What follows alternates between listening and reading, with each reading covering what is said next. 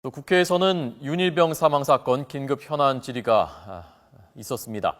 국방부는 폭행 가해자들에 대해서 살인죄 적용을 검토하겠다고 밝혔습니다. 국회 연결하겠습니다. 안윤학 기자. 네, 국회에 나와 있습니다. 네. 자, 먼저 국방부의 국회 긴급 현안 질의 소식부터 전해 주시죠. 네, 국방위 소속 여야 의원들은 한민구 국방장관 등을 상대로 군 당국의 허술한 부대 관리 실태를 강하게 질책했습니다. 천인 공노할 사건이다, 구타가 아닌 고문치사다, 막장 드라마를 보는 것 같다 등 비판 수위가 높았습니다. 책임 추궁을 피하기 위해 군 간부들이 사건을 축소하거나 은폐한 것 아니냐는 의혹도 제기했습니다. 특히 새누리당 의원들은 지휘관급 간부들이 진급에만 관심을 쏟는 이른바 보신주의에 빠져 장병 부대 생활을 돌보지 않은 것으로 보인다고 지적했습니다. 야당 의원들은 군 간부의 직무유기 등의 혐의를 철저히 밝혀 사법적 처벌을 해야 한다고 강조했습니다. 황진아 국방위원장의 발언 들어보시겠습니다. 도대체 군 간부는 그 부대 장악이라든지 부하들의 신상 파악을 어떻게 하고 있는가 걱정이 태산 같습니다. 한민구 국방장관은 윤일병 사건의 원인이 재판 과정에서 뒤늦게 밝혀졌다며 진심으로 송구스럽게 생각한다고 사과했습니다. 국방부는 또 기존 입장을 바꿔 폭행 가해자들에게 상해치사가 아닌 살인죄를 적용하는 것을 검토하겠다고 밝혔습니다.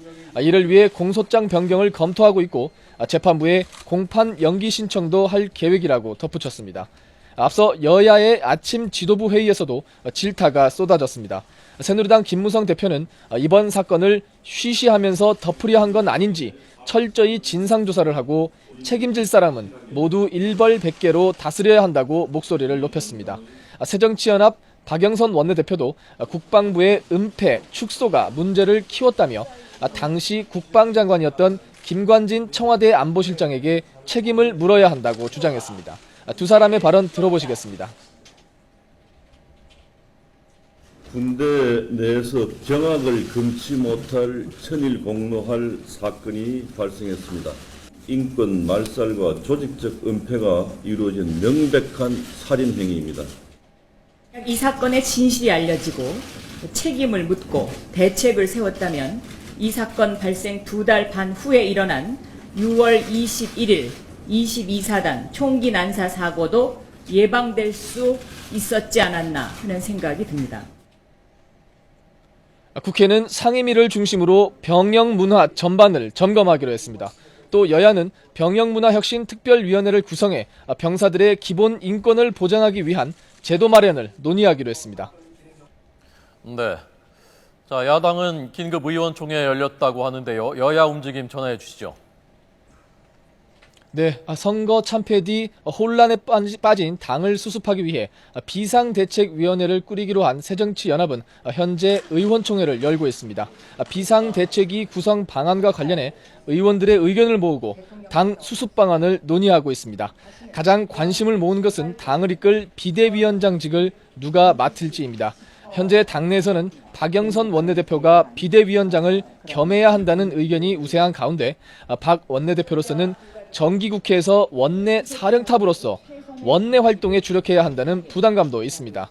차기 당대표 선출을 위한 전당대회는 내년 1월에서 3월쯤 치르는 쪽으로 의견이 모아졌습니다. 730 재보선 이후 당 혁신에 착수한 새누리당은 이르면 이번 주 초, 늦어도 중후반에는 당직 인사를 발표할 것으로 보입니다. 새누리당 핵심 당직자는 김무성 대표가 탕평 인사와 지역 안배를 고려해 이번 주 중반쯤 핵심 당직 인선을 확정할 것으로 한다고 밝혔습니다. 핵심 당직에는 사무총장, 지명직 최고위원, 그리고 여의도 연구원장 등입니다. 이 가운데 사무총장직에는 대구 출신의 친박계 삼선 의원 유승민 의원에게 맡기려고 했지만 유 의원이 고사하고 있는 것으로 전해졌습니다. 이에 따라 전체 인선에 변화가 생기면서 발표가 다소 늦어질 가능성도 예상됩니다. 지금까지 국회에서 YTN 안윤학입니다.